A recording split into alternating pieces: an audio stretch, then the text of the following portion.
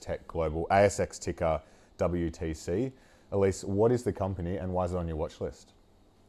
So Wistech is a logistics software company, and it is one of our preferred picks because it taps into a large global addressable market of around $21 billion. So that offers a long opportunity for growth. We also see them as delivering around 20% organic growth is sustainable, and this will be driven by the likes of your global rollouts because they have contracts with 34 of the largest freight forwarders. Also, increased module usage because they have a core module, but then you also can use others from transport to shipping to warehousing. And then, lastly, the other thing is a number of acquisitions and embedding those acquisitions and starting to get better earnings out of that. Now, the thing is that's important with this stock is since it listed in 2017, it's been moving towards more of a model that is based on instead of a seat transaction license, you get to take a seat transaction license, but then you also get a clip of the ticket of when it goes from the ship to the port to the customs. Each of those is more your transaction model.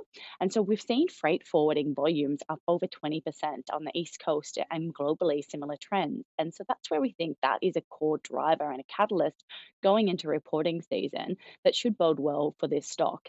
And we have seen a number of other stocks within the space report and see strong results and strong share prices. So the likes of a Descartes, which is a Canadian listed stock, and then you've also got another stock, Manhattan Associates in the US.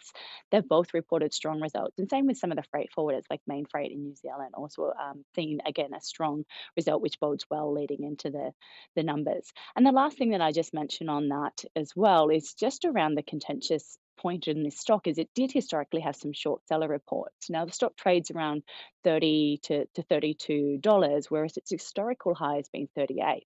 So it hasn't ever hit back to that high because I think a number of investors are still concerned about some of the points that were raised. And that was particularly around some of the acquisitions, because they did make around 40 acquisitions over 2 years. However, in this result, they haven't done any acquisitions. So we finally get to see that organic growth rate. And for us, that's really important point because can put some of those short seller reports to bed and say, hey, this is our organic growth rate.